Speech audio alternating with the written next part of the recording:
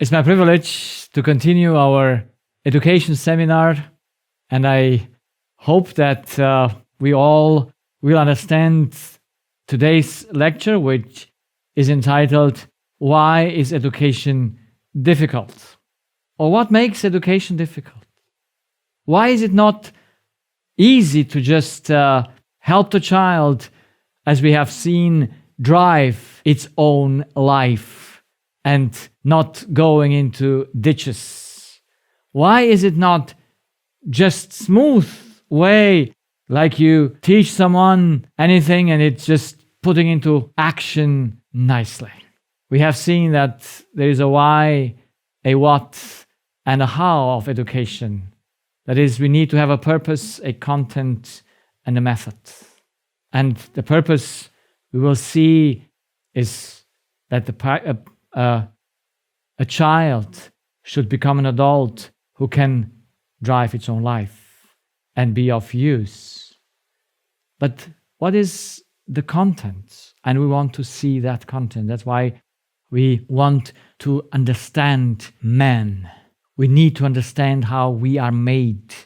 So here we repeat from what we learned yesterday, that humans are composed of two elements, a physical and a spiritual one, and both together make the soul. And they must have needs, because according to the law, they cannot do anything by themselves. So the body needs two needs. It needs chemistry and electricity. And the spirit as well has two needs. He needs words, information, images that must come from a source. Now, you need to have tanks or entrances where these needs come in. So there's entrance number one, that's identity in the spirit. Then entrance two, where the spirit gives into the body, into the brain, the electrical impulse. And entrance number three, where is mouth, nose, and skin. So very important for us to understand this. Where does the process start? So the process starts at the entrance. Everything that we put into our spirit must be checked if it is truth. That's why we need some checking measurement, and that's the law. Because if we take in words that are not correct, they will harm us spiritually, bring us into prison, as we will see tonight, and will then bring decisions that affect our body through disease and behavior, and then we will lacking maybe to provide the right needs of the body, of the chemical ones, and our decision might not be the correct one. And if we cannot fulfill the purpose of our creation, we are not going to be happy. You see, happiness is not when you take in, even it's also pleasure eating. But the pleasure comes when you use that food, when you use something to do it. So it's the output, the exit out of us that makes us happy. It is when we act that happiness is an effect of it. That's very important to know. So we are a channel. We must have an input that is spiritual in words. And then that makes the physical the governing of the electricity. And then we have to eat and drink so that we can do and fulfill the purpose of our life. Now, we have seen that the child grows up in the mother's womb. So we saw the spirit and the body of the mother, and here's the spirit and the body of the child. The child is half from father, half from mother, physically and spiritually, and it must bind in order to grow to a source. The mother's body gets the source, and the spirit of the mother is the source of the spirit of the child. Of course, mother also needs to be connected. She's connected to nature because she needs to eat, and also needs to be connected spiritually to some other spirit because she cannot live by herself in order to make her electrical impulse. And she, we saw, is usually bound to husband, mother, and father, and we know what that means. And we have seen that the child governs its own life by what it takes spiritually from its mom And all those things are governed during the time that the child is in the placenta, attached to mother. So I won't repeat what I said last night, but it's important when that the mother should have God as her love source, and we'll see why she doesn't have that and has a husband or mothers and parents, and then those parents are affecting her spirit, then the child's spirit is affected, and we can see that then in the child's body. Now, when the child is 9 months in the placenta, he needs to come out because it gets too tighty there, and mother is an insufficient source on the physical level, so he needs to connect to the physical source, to nature. But when the child comes out, the spiritual need is still there. Today, my daughter was in visit with her 1-year-old boy and a 6-year-old one, and it's fantastic to see how evident it is that the children are dependent on their mother. At the age of 6, you might think, oh, it's not so much. But most evidently it is at the 1-year-old. How he cannot live, how he cannot move without looking, seeing where is mother. Because his spirit is attached to his mother, and he cannot different. He cannot do any otherwise. So this is important to know, that the first years should not be separated, and the mother should be happy in her heart. She should be joyful and content. But how many mothers are that? And of course, the cause is because they don't trust God, they trust humans, and since they are bound to humans, then it is a terrible thing because no one has taught this to us. But it's important today to understand the principle. Now, for those who realize that they didn't know these things, I don't think they need to apologize with their children for what they didn't know. We never need to apologize for what we did not know. But we can explain how things work at any age of the child, as long as it's at home. And as I said last night or yesterday, that the age when the child should quit his dependency on a human should be at the age of 12. That's how God made it to be. But if we didn't do it because we didn't know it, and you need to teach this to the child, because the child must do it himself. The mother cannot detach the child from herself because she didn't attach it to herself. It is the child that attaches to her. That's the law. Only he who needs something needs to attach where he has to attach. And most important is to understand that if a man never understands this, then when the child is out of the mother's womb, it will not connect to God, but it will do the following. It will connect to the spirit of the father in order to take. And it will connect to the spirit of the grandmother in order to take. And it will connect to the spirit of the brother in order to be dependent on. It will connect to the spirit of the friend, and it will connect to the spirit of the neighbors. And to anyone, the child will connect with one thing, that is orientation about others.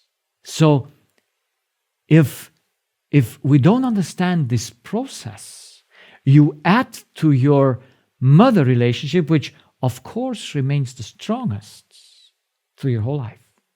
I had one day a patient, he was 70 years old, and he says, my husband is also 70 years old. His mother is 90 years old, and he still follows his mother command. That's a reality, because people never detach, because they don't even know that they are attached. So not understanding what really happens.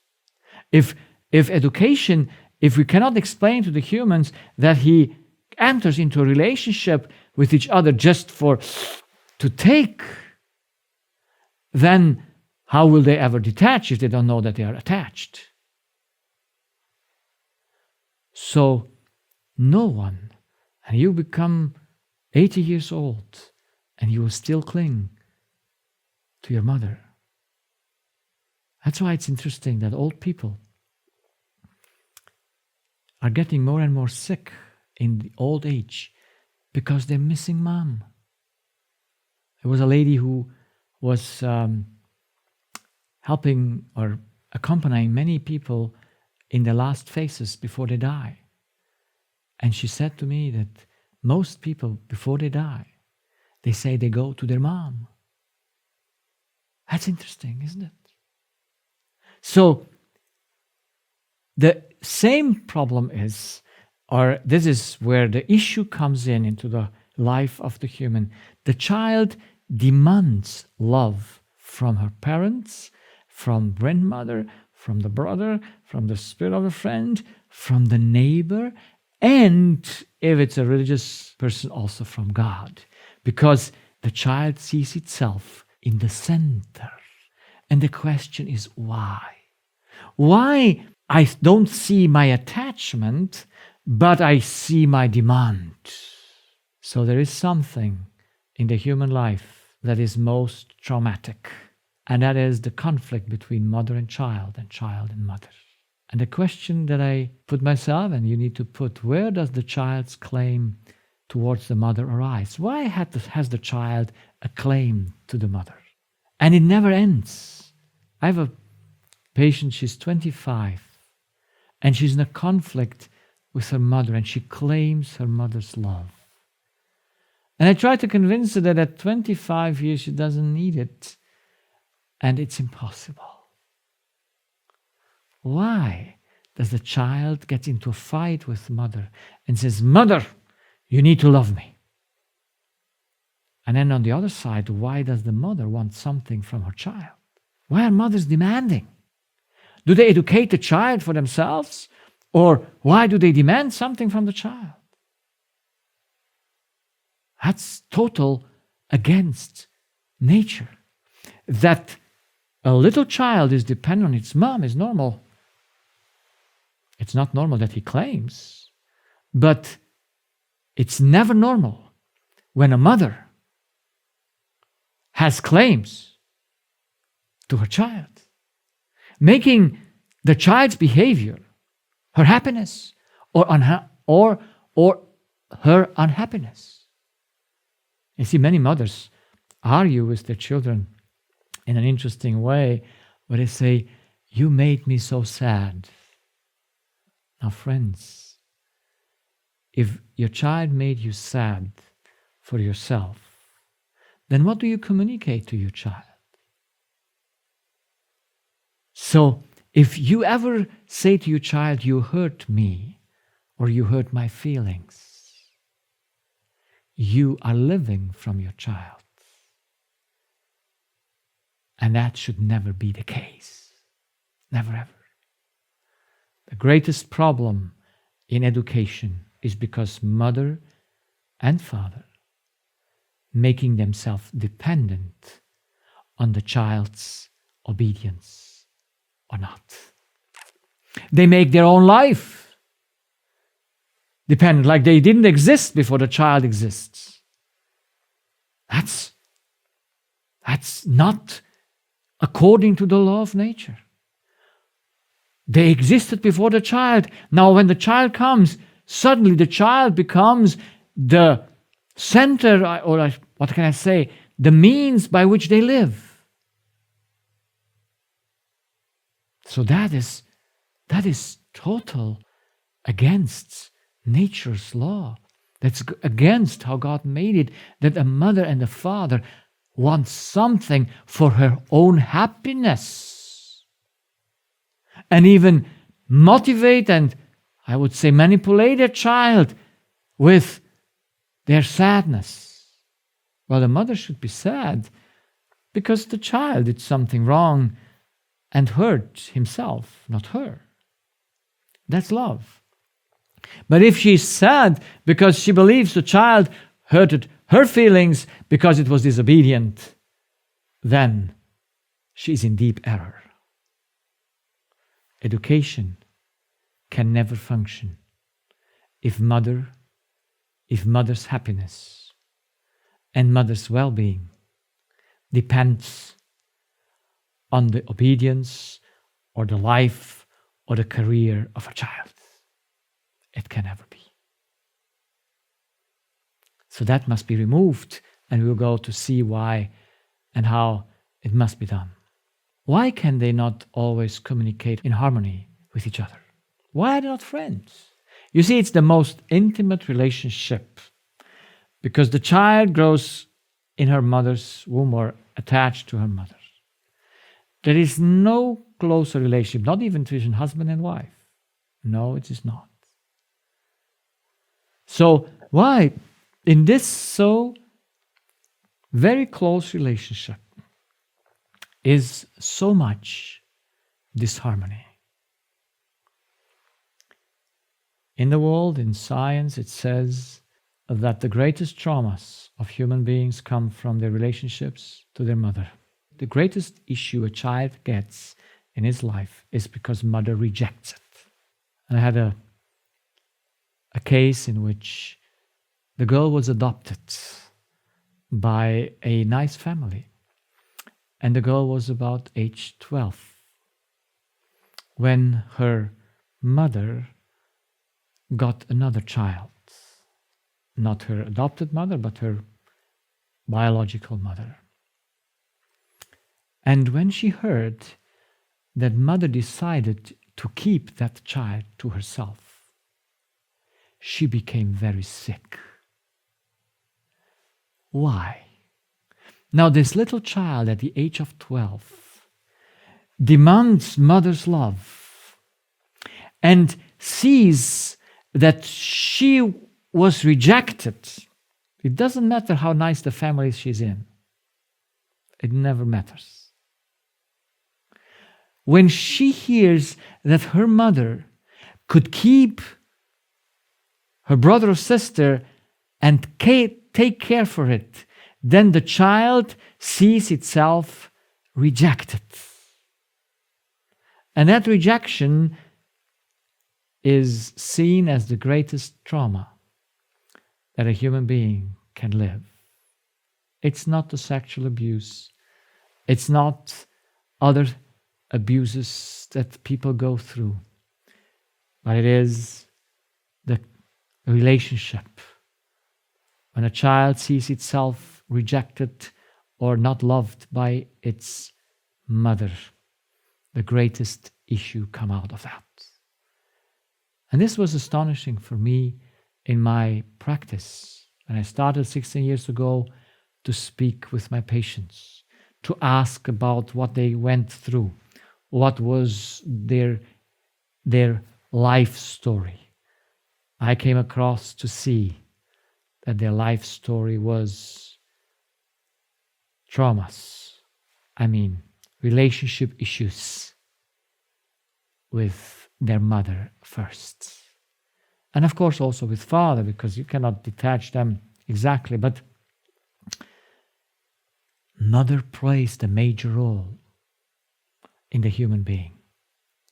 And like the mother is inside, the child is also going to behave. This is why mothers need to understand this relationship. You cannot explain it to the child, but you must explain it to the mother. So, children want to make mother happy. And at the same time, they want to make mother happy for themselves. They are the most interesting beings that we can see. And the sickness of the child doesn't come because the child wants an evil thing. It just wants to be loved. But loved like it thinks it is right. It ended once that mother should be happy, because if mother is happy, what it takes over is also happiness. I had a patient who came to me, a mother, that had a 12-year-old daughter. And she told me the story how her child changed when she separated from the father of the child, when the child was age 2 years old. They didn't separate the houses, but she moved out of the dormitory. The child immediately changed its behavior because mother was unhappy. And the child's first need is that mother should love father. That's a very important thing to know for mothers. If you want to do something good to your child, you need to love its father. That sounds strange sometimes, where people say, well, should not the father love his mother too? Yes, the child likes harmony. But since he's attached first to its mom, he has the most expectation to his mom. He cannot otherwise. And so he expects from his mom to like father. And the child doesn't understand when mother doesn't like father. So this child, at the age of 2, gets confused. It immediately gets changed in its behavior. At the age of 4 years, the mother and the child are outside, and the child suddenly points to a man and says, "Mother, this is a man for you." So you see, in a moment, the child wants mother to be happy, and she thinks mother's happiness depends on a husband, on a man. The child goes on to search one for its mom. And what do you think? They know which is the right one? Yes, because they know mother's insight. But the mother never goes with another man. And at the age of 9, the child says to its mom the first time, "Mother, I am in the wrong body. I am not a girl, I'm a boy." And mother gets scared, of course, now. Why would the child want to be a boy? Well, it's evident, as we will see, because he knows mother will only be happy when she has the right man. And since she doesn't find one, the girl wants to be the one. I make here a short paraphrase because I remember another case where a 13-year-old child said to its mom, when I said that she should be happy even without a man, and the mother said, well, she so desires to have a husband, which is not wrong. But then the child it came out like a cry of his deepest heart desire. It said, "My mother, is it not enough that I love you? Is it not enough that I love you?" I never forget that. Because you see, why would mother not be satisfied with the love the child gives? So to finish the other story, I suggested to the mom that she needs to become happy and she needs to love the father of her child. And they went into vacation. And circumstances were so that they had to sleep in one room and the child in another one. And the mother remembered that she should love the man, it was not her husband, but it was the father of the child that she lives now for 12 years with, or 13. And it's amazing. She thought, let's reconcile. And she reconciled with him. Because she said, he's not a bad man. It's just not the man that I like. You see, the way we have the instinct, we cannot choose.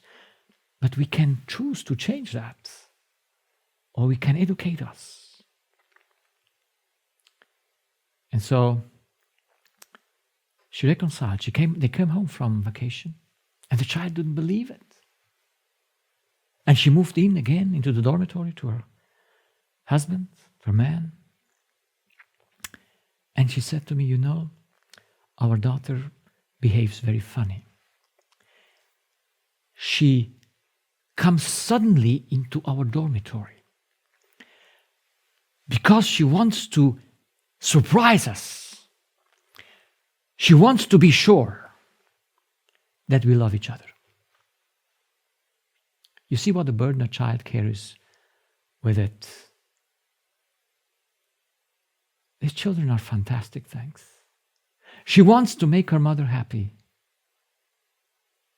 because she lives from her. And what the burden would go away from her. And she would not need to change her gender anymore. Because now mother has a man and she does not need to become a man. So let us never forget these principles of dependency that the child has from its mom, and how the child wants that mom should be happy and love its father. So let's look to the reason for our relationships. Why do we have relationship with mother, with father, with wife, with children, with pets?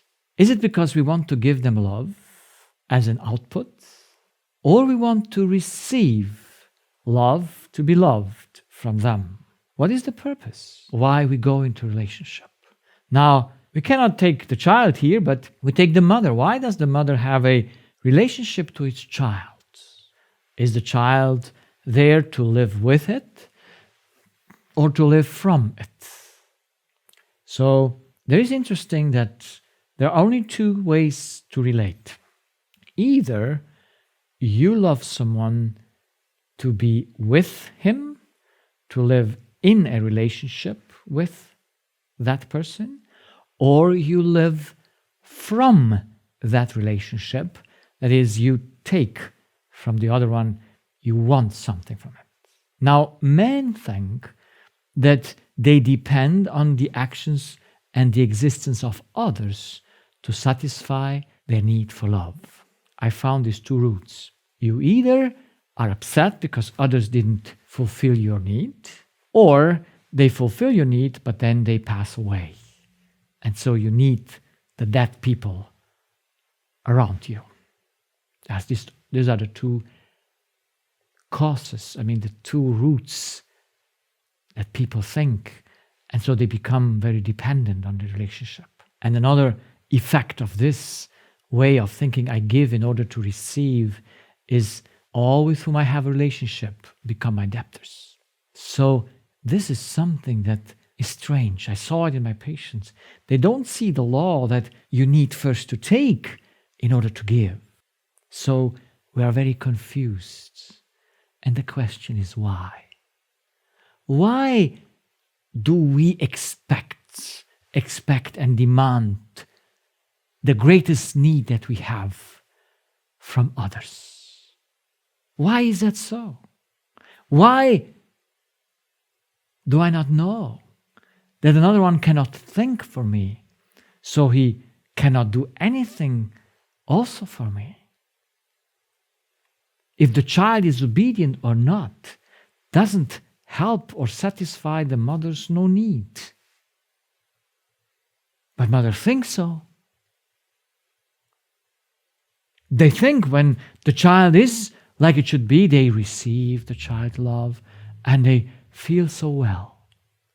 It's nothing bad if the child is obedient, but if mother is dependent on the actions of the child to be happy, it's a terrible thing. So we must understand the subconscious of man. And I cannot go through all the details, but I hope at least we can see the way we take decision and at what's wrong in us. So we have here the consciousness which is in our will. And here we have the needs that we need to satisfy. But all the needs that we have in our will, we only can satisfy subconsciously in our heart by one decision, by yes or no. And we only can satisfy our needs in the tension between gain and loss. That is, the spirit of man, in order to make the electricity, he has only two choices, yes and no. We can say one, but it's only two. So with yes, you put this body into action, and with no, you stop it. It's very simple. You start drink water, subconsciously you think drinking is a gain. But when would you stop? You only can stop when you know if you drink another, I don't know how to call this, mouth of water, then you get into loss. And that's why you stop not drinking. So we need for every action the yes and the no. And we have only these two. And I hope that's very important for us to understand.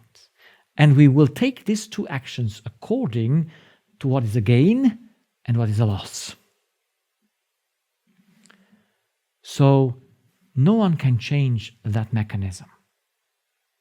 That's why you always can, how can I say, bribe someone, promise him some gain, and you always can, you might not succeed with promising them gain, but you might succeed if you can make them loss.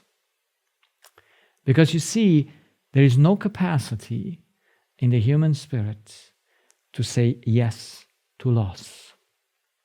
He must say no to loss. There is no way out of that. That's why it is important to understand a child will only do things when it's a gain for it. And it will say no for what it considers as a loss.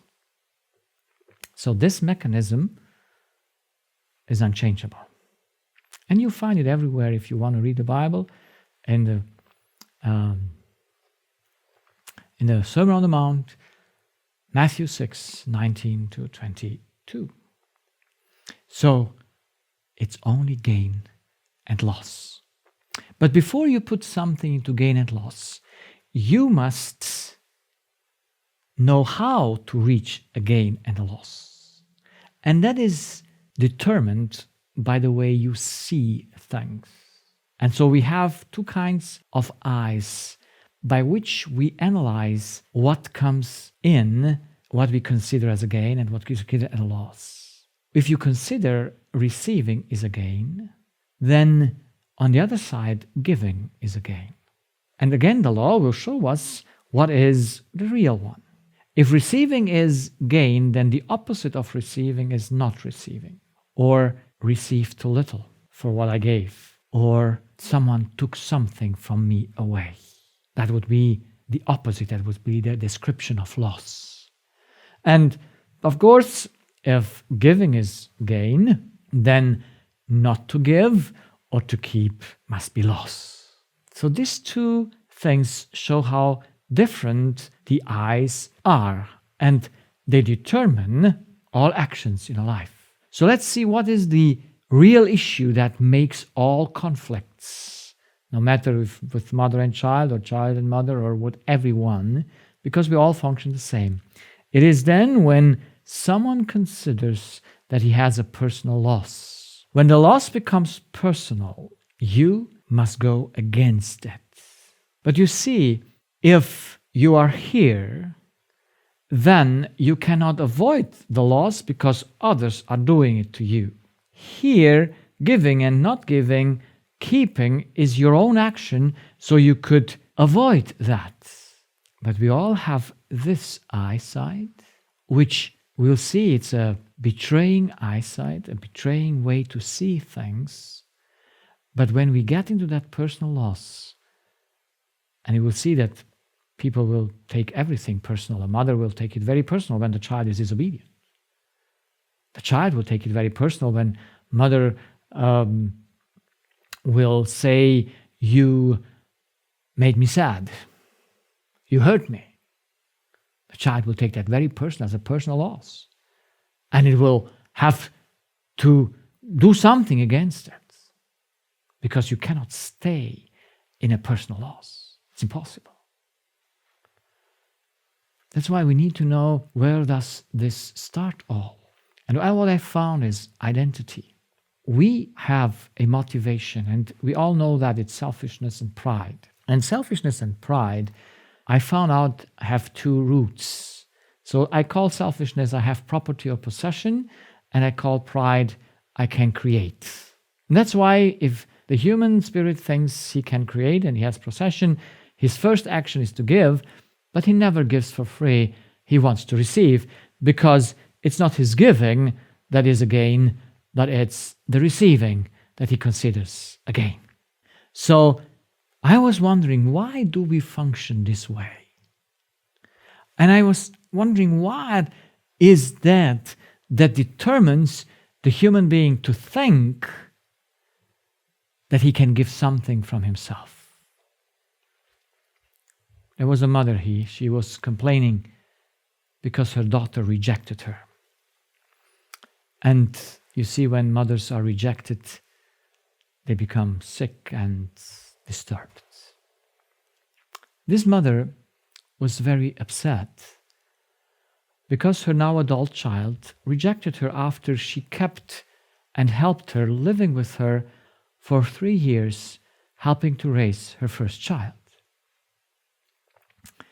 And she said, the mother said to me, I gave her, when she got married, gifts. And in some certain cultures, you give gold as a gift. And she told me how much she gave her. And then she said, I gave her my time. I gave her power. I worked for her 3 years to help her raise her child, because she had to go to work, and she was the good grandma that helped. But after this time, the daughter interrupted all contact with her mother. And now the mother is rejected because she gave something she thought comes from her personally, and now she doesn't receive anything. Now the daughter allows the mother to call now and then to speak with the granddaughter. But the daughter would not speak with the mother. That's a great thing, isn't it? But there must be a cause for that. You see, mothers, if they don't know how things function, they, instead of really helping their children, no matter at what age, they bring them into a situation where they say, look, I gave you gold, I gave you this, I gave you that, so you now are my debtor. So please love me back.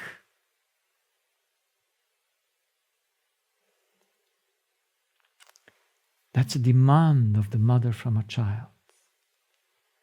But the child doesn't like that. Ask your child, or ask yourself, would you like a mother that comes and says, look, I did so much for you, now you should do something for me? A mother once came and said, is it selfish when I get old, to be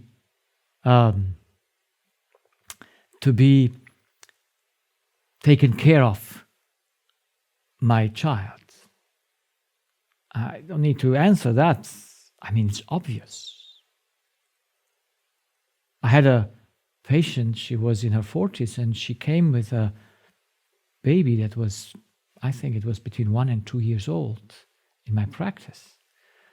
And I said to her, I said, oh, you got a child in your old age, so was it an accident? And she said, no, we have 2 adult children already. We especially wanted this child, that this child should take care of us when we're getting old. Now, those are the way mothers think. So why did they want a child? To give or to receive? You see, this child perceives that it was conceived, planned for the mother's well-being. A child, the mother doesn't give the child freely. Because when we understand the law that it works in a circle, where you take, you cannot give, and where you give, you cannot take. So you must take from a place and give to another place, and you give to a child freely. But if you give in order to receive, you're completely in a very great thing, very great danger to destroy yourself, to be in continual conflict, because you think you get a loss by what the child has done unto you. Now, how can I help this mother that feels or is rejected by her daughter? And I can understand her daughter why she rejects her mom. I wouldn't like a mom that comes and says, well, you must love me. Because that's a demand. I know how you are, but when people demand something from me, I don't give it them even by, you don't want to at all. So, how can I explain to the mother that she is in deception? And the child's reaction is because something is wrong in her. That's not an easy matter. But she could be reconciled to a child if she understands that all that she gave, she never gave from herself. Why do people believe that what they give from themselves? And they owe, it is their right to receive something back. So the question is answered and we understand what is the identity. Who am I? Why can the human have no property or possession? Now, what does the mother and the father say about their children? Are they mine or not mine? You see, most conflicts between the parents are how to raise and how to educate their children. The father wants this, the mother wants this. Now, who is right? Both have demands and say, it's my child, it's my child. Well, is it their child or is it not their child? There was a 14-year-old girl who came for counseling, and she told me about her fears, and she told me about her father, who was a violent person, and she said, my father said to me, I made you and I kill you. Is that the truth? Did the father make the child? Another mother once said to her daughter, if I would have known how you are, I would have aborted you. That mother, that child, of course, gets upset. No matter what age it is, the child feels rejected from her mother. One lady, she was over 40 years old, said, my mother did many abortions. And when she got pregnant with me, she did all she could. She jumped from high places down to just remove me. But it didn't work. And I say, so be happy. No. Because the child considers her mom as her possession. And as her possession, mother must be a good mother. You see how confusing it is that humans think that something is theirs. Why can the child not be ever the mother's property or the father's property? Why cannot the mother be the child's property? Or why can the child not say, my father is my property? Why is that so? So the answer is very simple. Because humans cannot create anything. Did mother create the child? Did father create the child? Or did they create it together? Of course not. They just transmitted. They gave something from what they themselves inherited. Because everything we are is inherited. There is not one bit on us that we did it ourselves. All we are is a result, is an effect. We didn't create anything in us. Well, we can destroy, but we cannot create anything.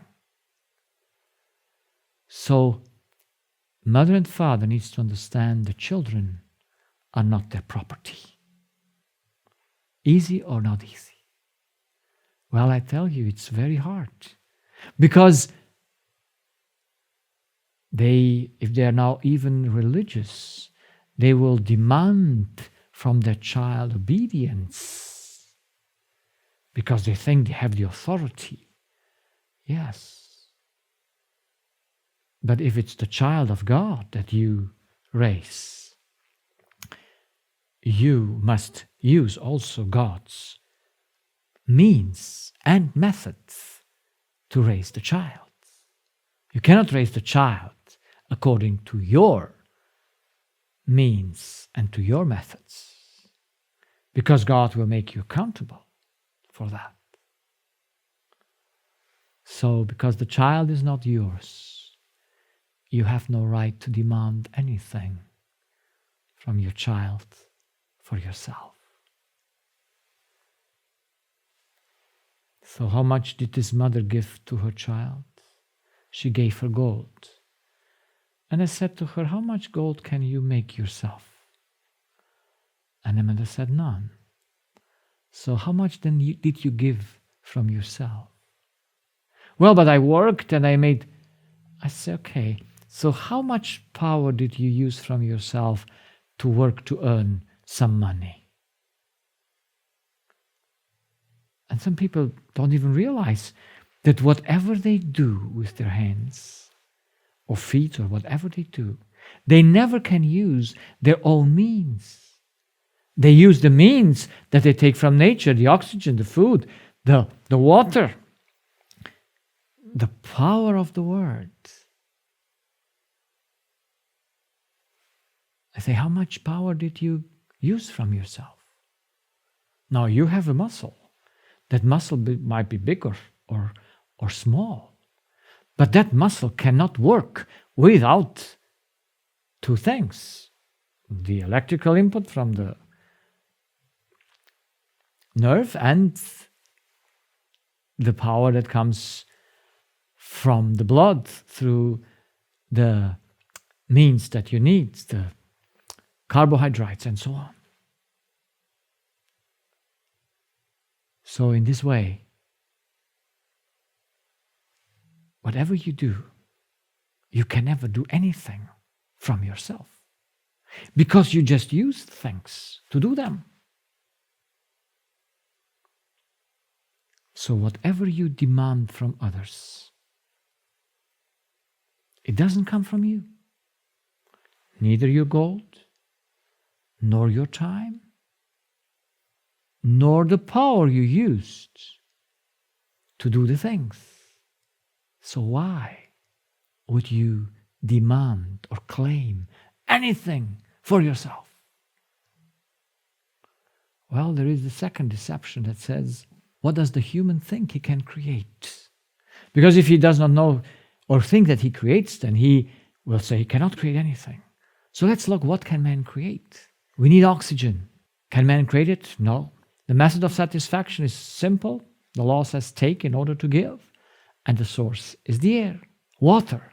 Can you do it? No. You must take it from a source in order to have it. Food, you cannot create it. You must take it in order to do something, to use it as a power. And you need to take it from the earth. And now comes love. How much love does a mother give to her child from herself? That she might be upset when the child doesn't love her back. How much? You see, do you give love from yourself? Most people say here, yes, love comes from me. Well, then you give in order to receive. Then you are a wellspring. You don't need any source. So the human being believes, sad enough, that love comes from himself. That's why when we love a person, we claim to love us back. If they love us back, it's nice. But it is, if I never give love from me, but I just use love like I use the oxygen, because the lung never gives anything from itself. But it's total, all the time takes to give, takes to give. The stomach never gives anything from himself, but he gives, he takes to give, he takes to give. The human spirit gives love, but it is not a well where he just takes the love from himself. But people are convinced, unconsciously, because it's all the subconscious as we study it now, that they can create love. So out of these two questions, I find out that man has something as an identity. And there are only two kinds of identity. You either are a creature or a creator. That means a God. Now, what does man think he is? When we look to the two identities that are existing in this universe, there are only two identities. It's a creator or creature. You cannot be both. A creator cannot be a creature, and a creature cannot be a creator. It's total separateness. So a creator is a self-satisfying agent, so he lives from himself. He is a circle in itself. He does not need to take. He is a wellspring. He lives from himself. A creature, and that is the human being, is a channel. So a creator is a system that exists by itself, and all things come from God and return to him because he's a circle. He's a well. But a creature is an open system. It's a channel.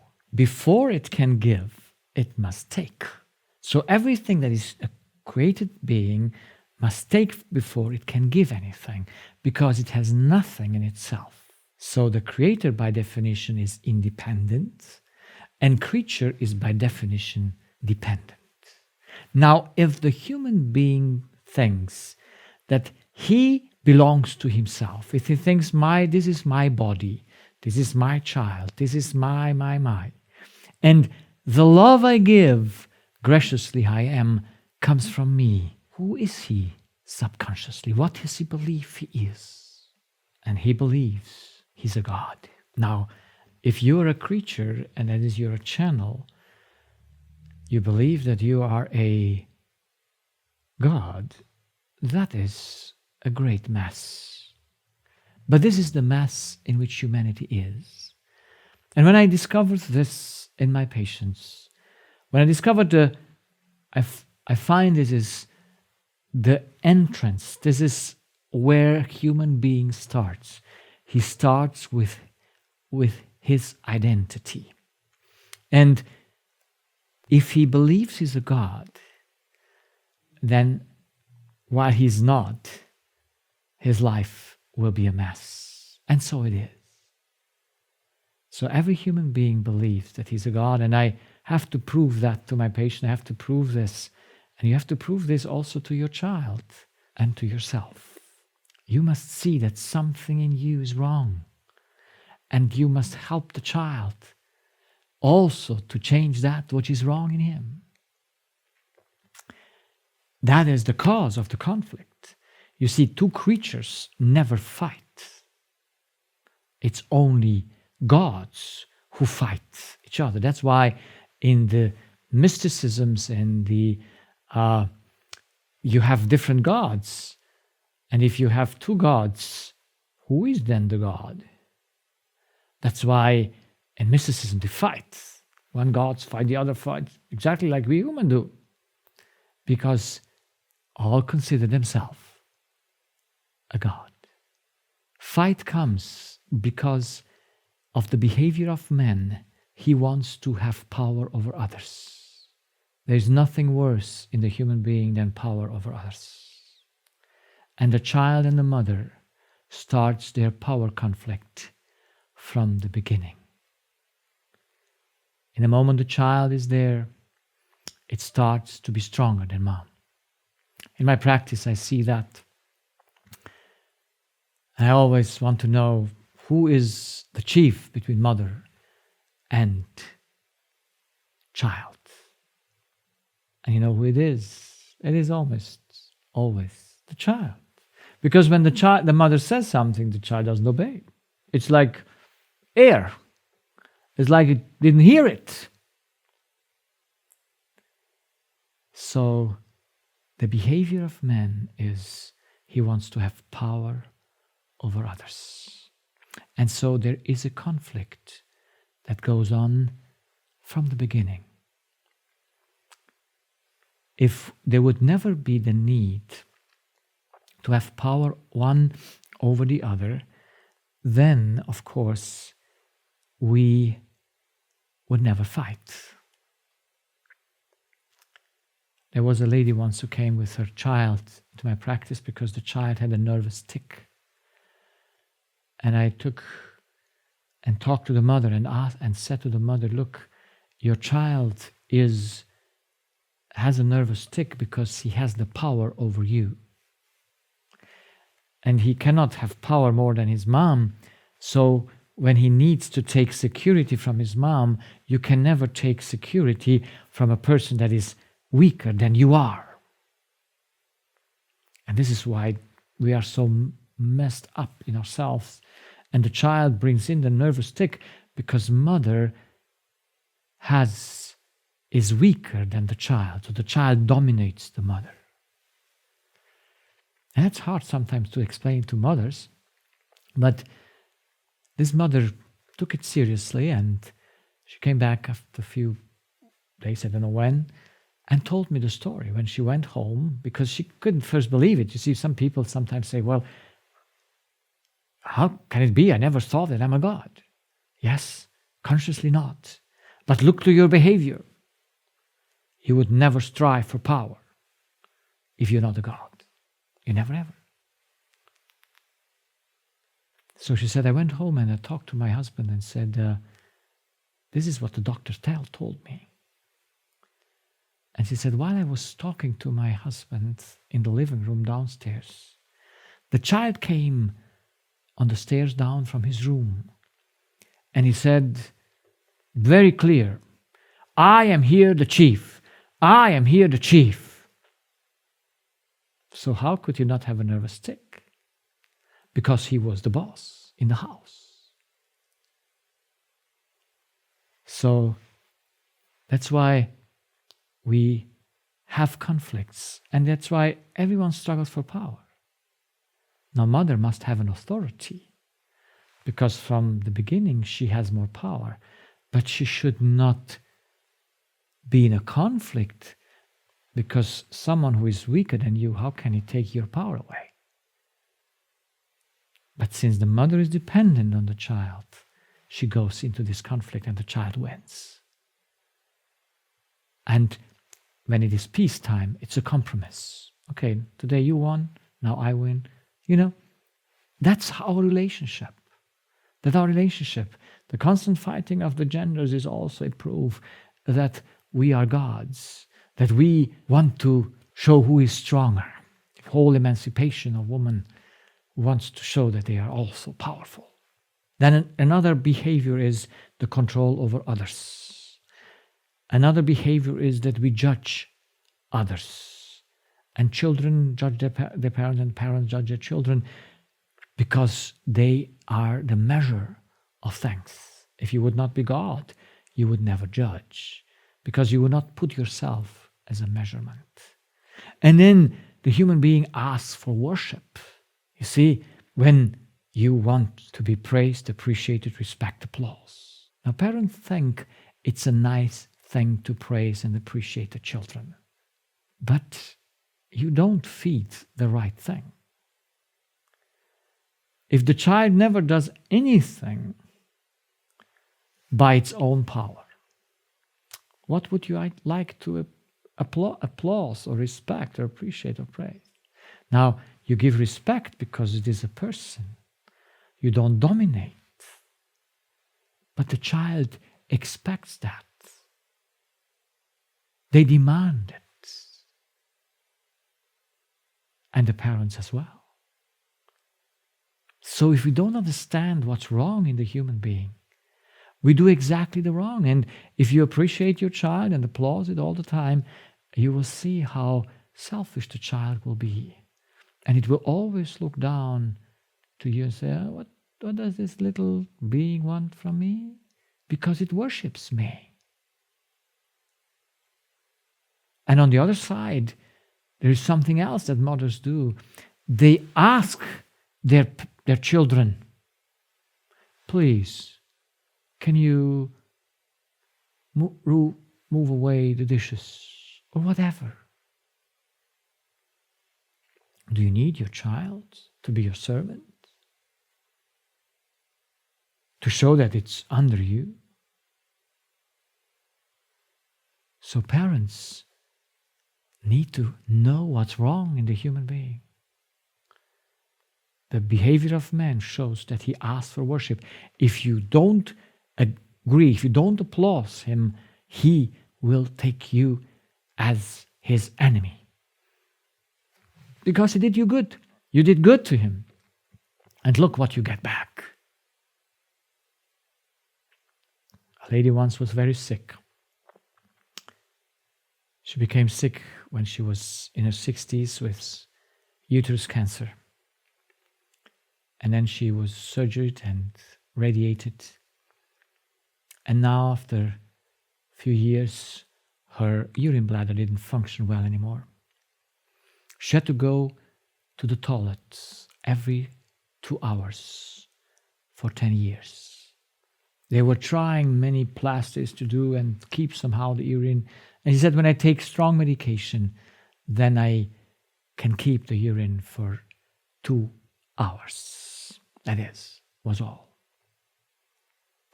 And so she came into my practice because she had a cough for 1 year and 2 months. Now imagine you cough terribly, you have an incontinent urine bladder. Is that a pleasant thing to have? No. But what was the cause?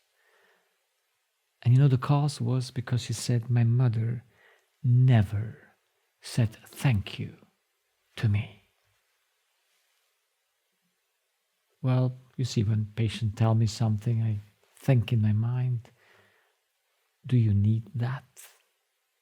Is that something you're dependent on, that your mom should bow down and worship and say, thank you? And she got very sick. Her mother died 20 years ago. And she was not reconciled to her mother. Because she could not love her mother because she didn't say thank you. So I asked her to come for counseling. And I explained to her that she needs to respect her mom. Because her mom has no duties toward her. She has no demands that she can have from her mom. Because her mom is not her subject. And I don't know how much she understood, but I said to her, because she was a Christian lady, I said to her, you need to pray to God that you change the way you see things so that you can love your mom. And she came back after 3 weeks and she said, "Doctor, I am healed." And God healed her the same day when she prayed that He should help her to see mothers with different eyes. There are many diseases in this world because you are expecting something from others that you think you are worth it. I hope we understand that this behavior shows that we are believing we are gods. The most biggest proof that we are God is because we give before we take. So if we look again to God, God has no needs. He has just an output. He lives from Himself. He's a closed system. Humans are a channel. They must take before they can give. Now, if man gives before he takes, he must be God. But that's impossible. There's another proof, the ideologies of men. They prove that men believe that they're gods. Religions, they are power, except the right one, which I think we find in the Bible, but religion in itself is something negative, I would say. It's about faith, it's about a belief. Religion is something that is made by men because they believe they're gods, and they use it as a power to rule. And most doctrines of all kinds of religious groups believe they are a part of God, or they are gods themselves. So the ideologies, the teachings of humans, beside their behavior, prove that they believe something upon them that cannot be true. Then we have the atheist, the agnostic, the humanist, the communist, whoever they are, they all believe they're spiritually independent. You don't hear them, well, I have to take some love from God before I give love to my wife or to the children. You don't hear that because they think the love they give from themselves. And that's not possible. Then the lung gives the oxygen from itself. Then the stomach makes the food and gives it from itself. Then the heart takes the blood from itself. That's not possible. So the Spirit cannot produce love. He must take it from somewhere. But he, since he believes he's a God, thinks, no, I give it from me. But why would then demand? And then you have these people who are so convinced by their ideologies. But thank God, when something happened in their life, like their wife dies or their child dies, you can prove their spiritual independence. There was a gentleman, he was a professor of biology at the age of 48. And he came into my practice because he was in a unit close by my practice for recovery from his burnout, from his depression. And he had an issue with his left ears, an infection there for 5 years. And so they sent him to me to take care for that. And I talked to him, of course. And he also lost his sexual ability 5 years ago. I said, what happened in your life? And he told me that 9 years before, they had 4 children. And he said the 4th child came late, and it was like an angel. At the age of 6 years, she was selling cherries in front of the street. And because she wanted to go to supply her need for cherries, she ran over the street. And while she was running over the street, a car came and killed the child. And now this gentleman, since then, is a broken person. I asked him how often does he think on his child? And he says, all the time. And now you know why he breaks down his nervous system, why his sexual ability passes away, why his ear infection comes, because his spirit is in a prison because he believes he's spiritually independent while he proves how spiritual dependent he is on his child and of course on his wife as well. So friends, when we are not understanding that there is a spiritual dependency, we will never know the truth about ourselves. So, by the way we act and what we believe, we prove that we believe we are spiritually independent. But in this case, this gentleman can understand that his own spirit is in a dependency from his child, which is not physiologically. I asked him, I said, could you not think like you thought before you had the child? See, you have 3 children, you don't have the 4th yet. How do you feel? You're happy. Now, to have a 4th child is an addition, and you can be glad for that. But if you consider it yours, when it is taken away, you prove that you're spiritually dependent on the child. And I said, why would you not think like you thought before? Can he? He cannot. Because in himself, he is God. He thinks he gave life to this child. He thinks this child is his, and this child must remain his. His disease, his behavior proves that he is a God and that he is also a human because he's spiritually dependent on it. And then we have science. Science says the theory of evolution proclaims that we made ourselves from a low element. There comes the big one, or from a lower element develops a higher developed element, which is never possible. You see, a higher developed agent can do a lower one, yes, but never the opposite way. But you see, when you're a God, everything is possible. That's why they believe to be the highest being. And as being the highest being coming from a lower one, they never think, you never will go to the doctor or to any scientist to tell you, look, your body's issues are there because you consider yourself a higher being.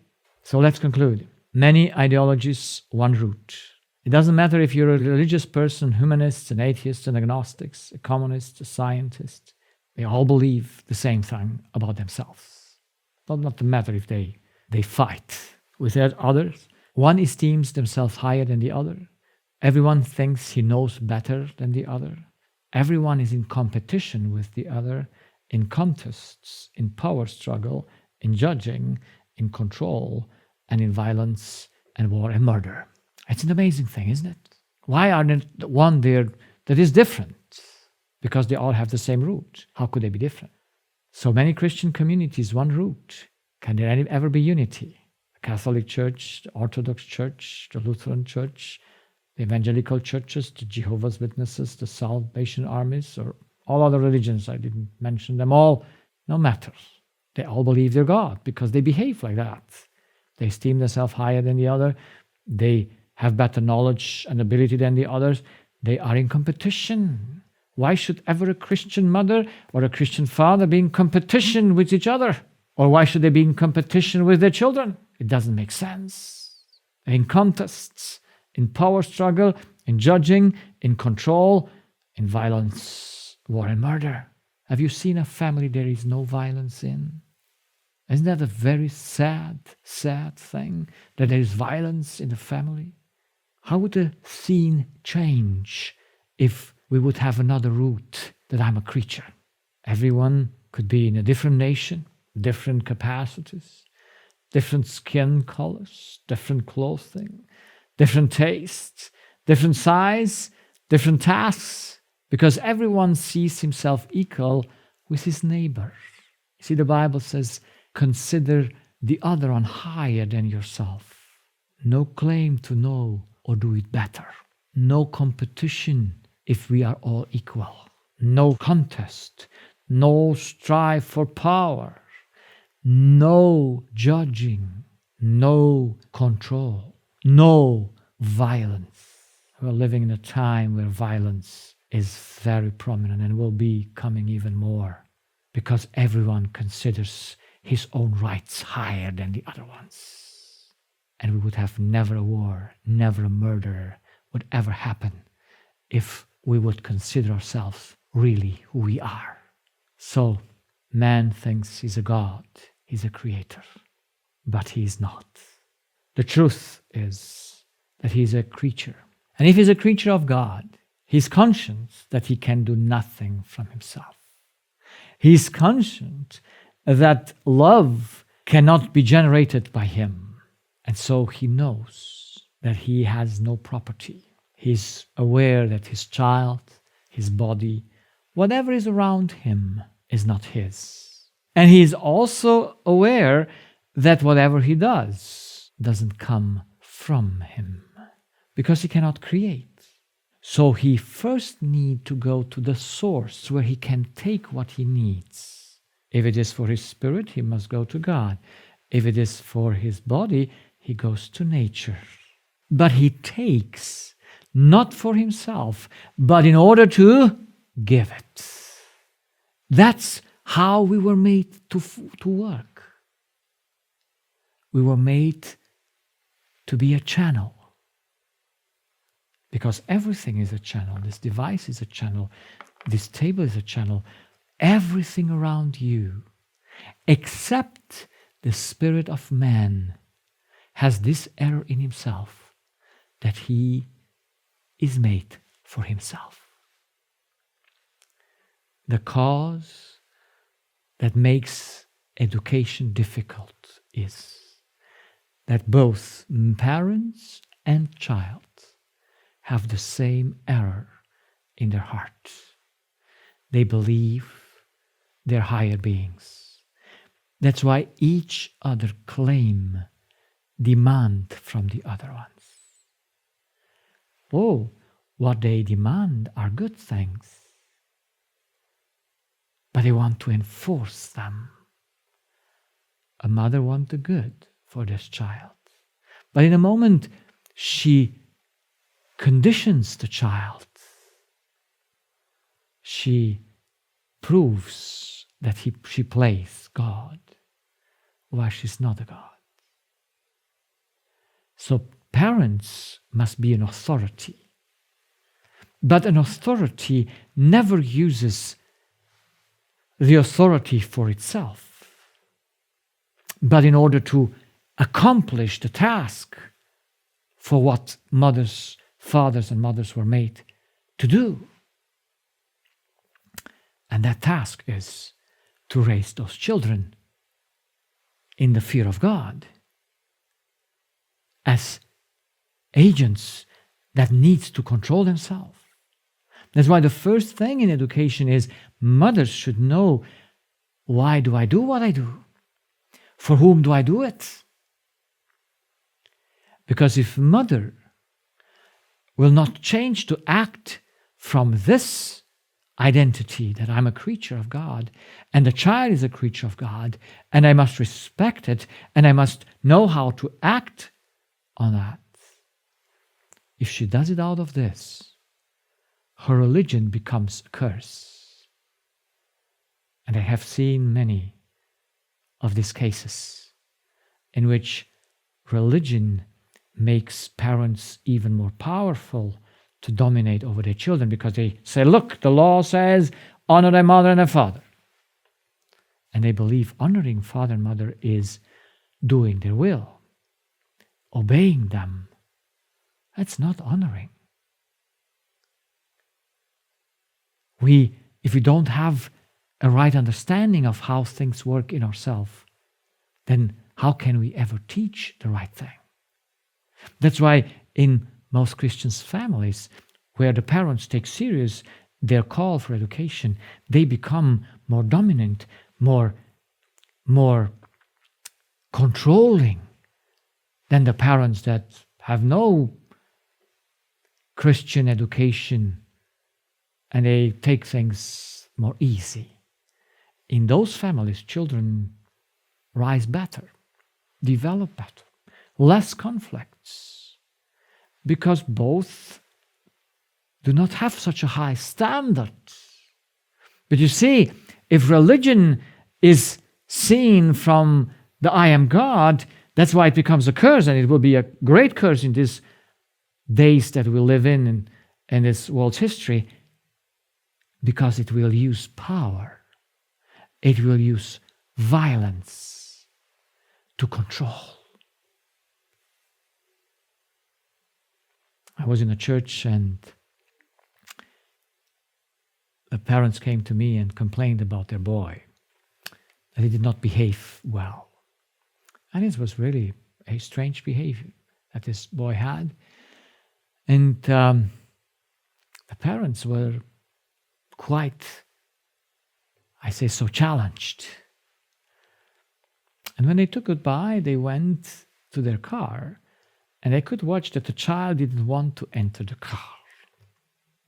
Now, what will you do when a 7-year-old child, or a 6, I don't know exactly how old it was, protests to enter the car?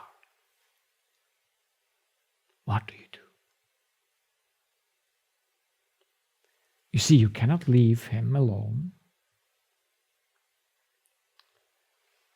And you cannot force him enter the car, can you? What do you do?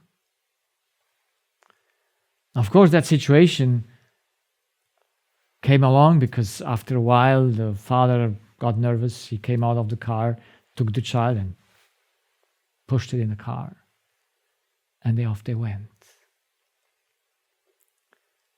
There must something happen with us in order to remove the things that are wrong. We cannot educate children with violence.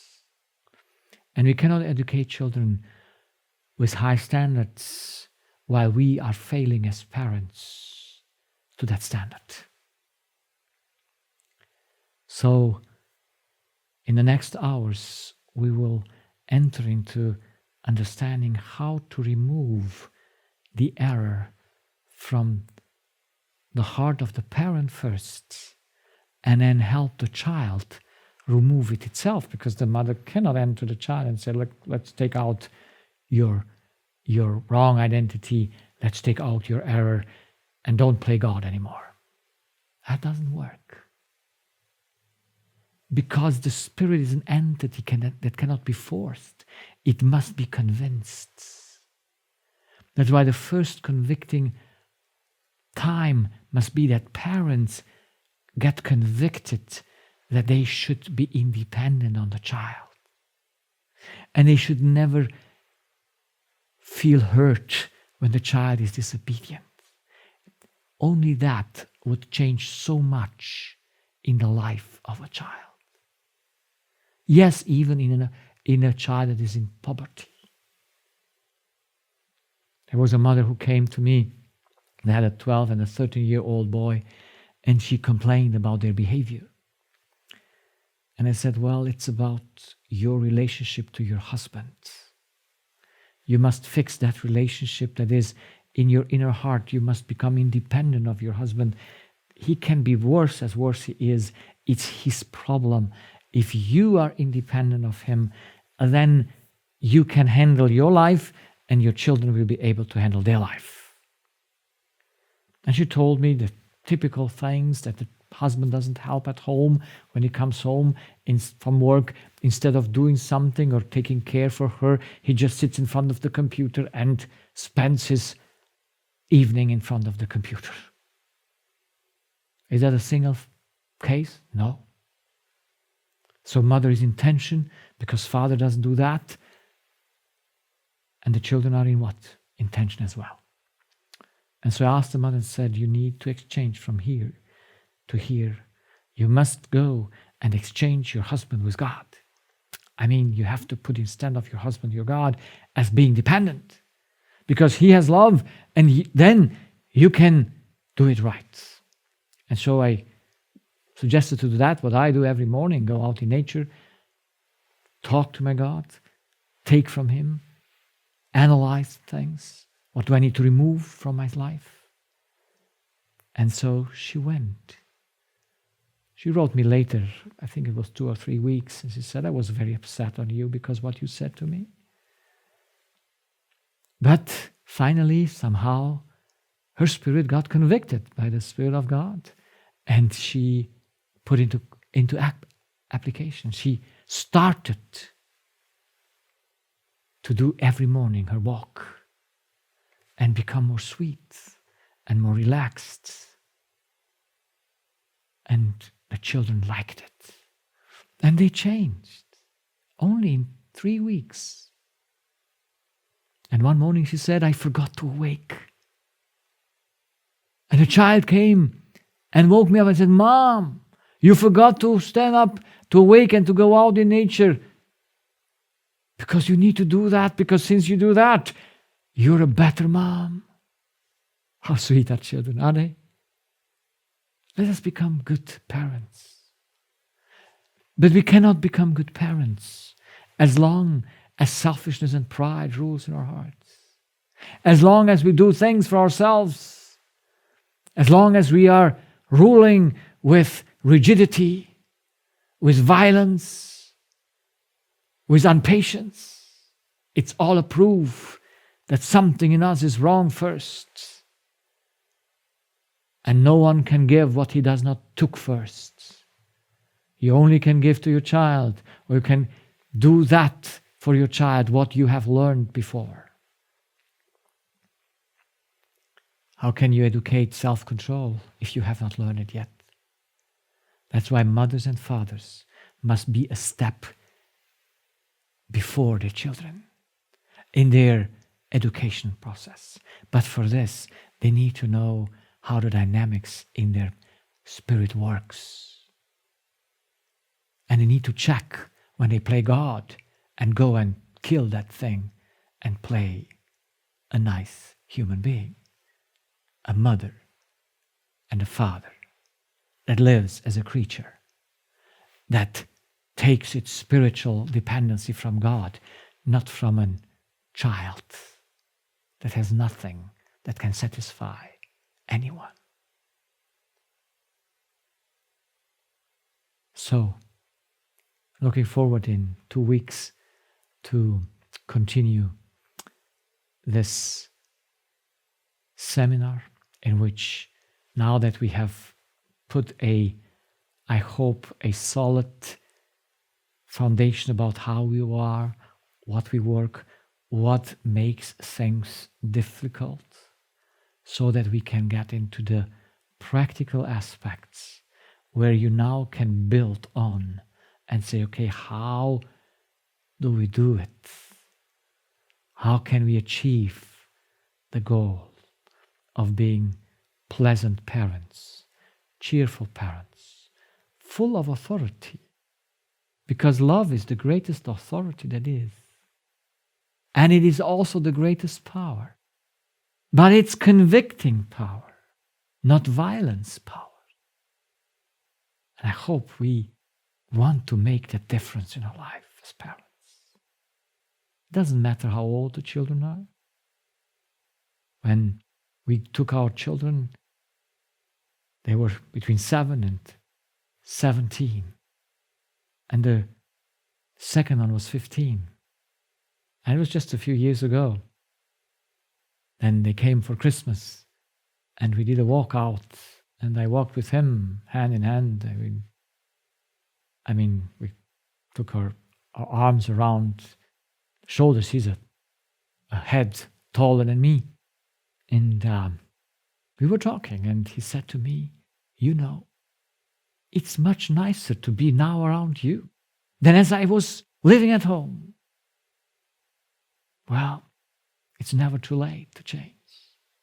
It's never too late to become a nice person, where the children enjoy their presence. You never lose authority when you're good. You only lose authority when you do evil. when we do violence. So let us remove that from us and become the parents that God wants us to be. And by fulfilling our duty, see how beautiful it is, and see the result of our work, because there is no greater beauty to see as to have raised children that can drive their life, that have understood who they are and know how to control their life.